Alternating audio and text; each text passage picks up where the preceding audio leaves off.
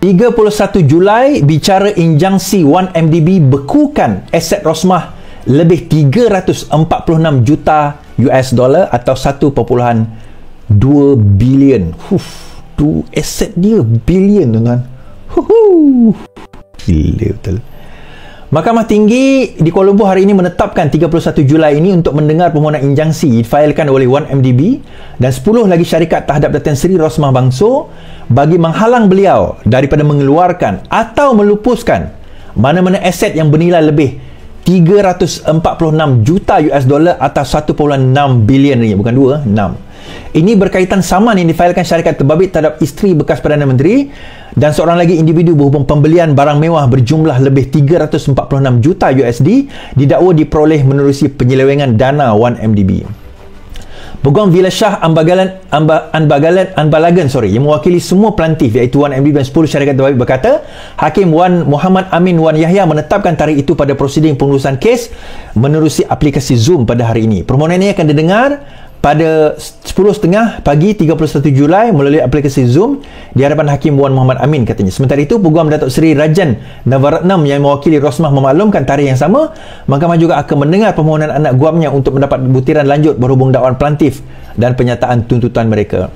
Permohonan injangsi Mareva difailkan oleh 1MDB dan 5 anak syarikatnya iaitu 1MDB Energy, 1MDB Energy Limited, 1MDB Energy Langat Limited, Global Diversified Investment Company Limited dan SRC International yang berhad selaku pelantif pertama sehingga ke-6. 5 lagi syarikat ialah Affinity Equity International Partners Limited, Alson Chance Holding Limited, BlackRock Committee Global Limited, Blackstone Asia Real Estate Partners Limited dan Brightstone Jewellery Limited selaku pelantif ke-7 sehingga ke-11. Dalam permohonan itu, semua pelantif menuntut antara lain injangsi untuk menghalang Rosmah dari melupuskan aset berjumlah 346 juta US dollar atau bersamaan dengan 1.6 bilion ringgit sama ada dalam bentuk kredit, saham, syarikat, harta atau lain-lain. Injangsi Mareva ialah perintah sementara yang menghalang defendant daripada melupuskan aset sehingga keputusan capai dalam kes antara plaintiff dan juga defendant. Pada 9 Mei, 1MDB 10 anak syarikat memfailkan saman itu dengan menamakan Rosmah dan seorang wanita bernama Shabnam Naraindas Daswani yang juga dikenali sebagai Natasha Mipuri sebagai defendant pertama dan kedua. Mereka menuntut perintah mahkamah untuk Rosmah membayar sebanyak 346 juta 10,489 US dollar yang atau jumlah yang telah ditaksirkan oleh mahkamah bersamaan dengan 1.6 bilion ringgit. Pelantif juga memohon deklarasi daripada pelantif pertama hingga ke-6 mempunyai hak terhadap barangan mewah yang kini didakwa berada dalam simpanan isteri bekas Perdana Menteri itu. Dulu bila orang mempersoalkan, betul ke engkau ni cakap pasal Rosmah ni, Rosmah itu, Rosmah ini, Rosmah itu, tuan-tuan, dah terbukti kan apa yang kita nyatakan tentang harta yang Rosmah simpan. Jadi bila orang masih menyokong Najib ni, saya skeptikal sebenarnya. Bukan skeptikal lah, saya kesian sebenarnya. Masih lagi nak menyokong Najib, masih lagi nak menyokong Rosmah, oh mereka difitnah dan sebagainya. Tak, ya ini bukan kes jenayah tuan-tuan, ini kes sivil.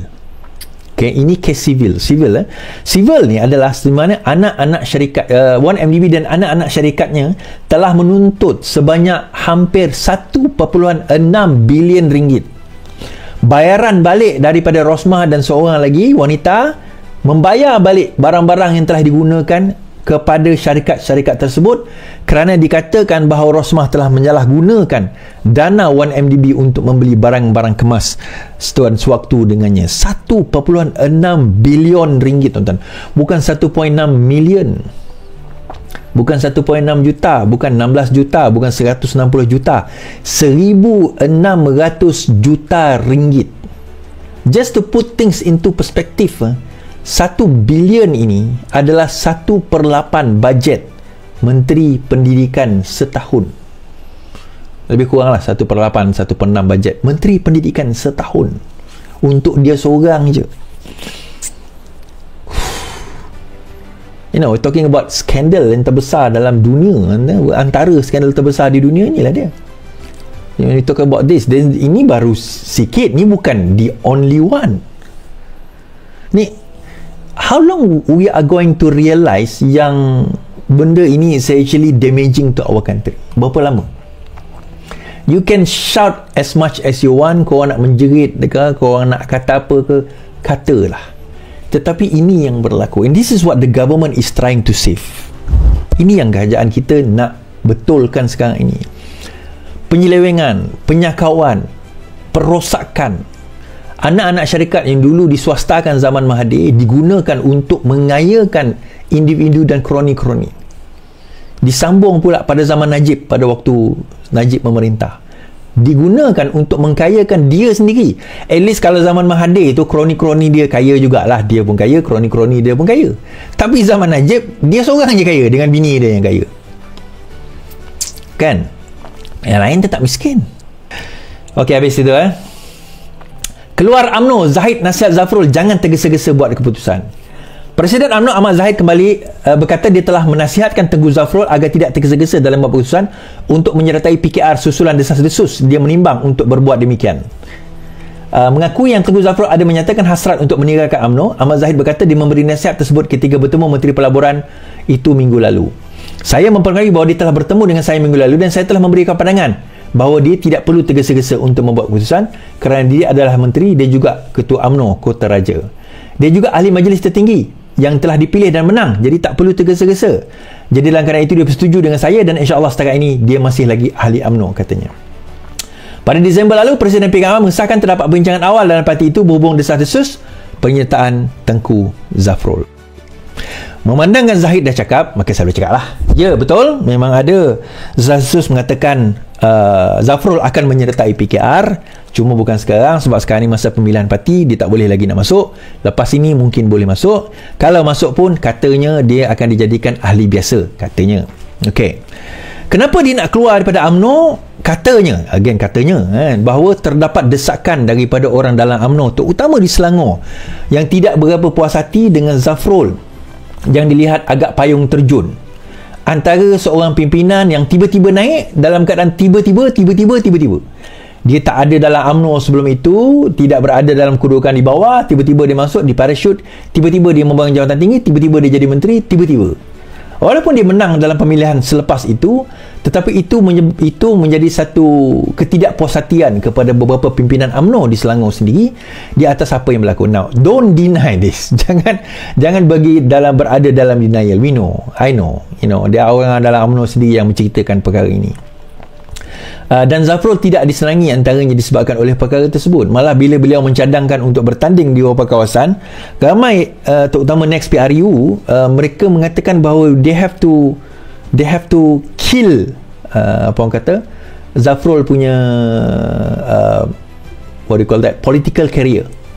So dia melihat the only reasonable route untuk dia pergi adalah PKR.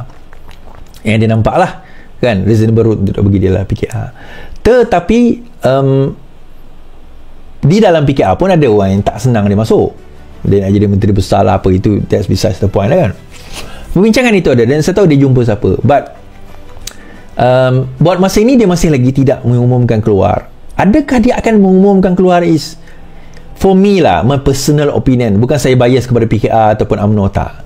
Kalau dia mengumumkan keluar, dia tak akan jauh beza kalau dia mengumumkan keluar daripada UMNO dia masuk PKR. Dia tak akan jauh beza kalau dia berada dalam PKR daripada berada dalam UMNO. It's going to be the same thing. You must remember, just because kau ada wahyu dekat situ, it does not mean that you are going to be easily accepted di dalam parti yang baru kau keluar dan baru kau masuk daripada parti yang kau keluar. I know some people yang keluar daripada UMNO akhirnya masuk ke dalam PKR dan dapatlah jawatan sedikit dalam PKR. But untuk orang biasa boleh lah, but when it comes to you, it's going to be a lot of challenges. Many tried. Ada beberapa orang bekas pimpinan bersatu masuk PKR tak jadi apa pun. Pimpinan UMNO pun ada yang masuk PKR pun tak jadi apa. So bendanya walasal balik hasil sama je. Dia tak ke mana, dia tidak ke mana.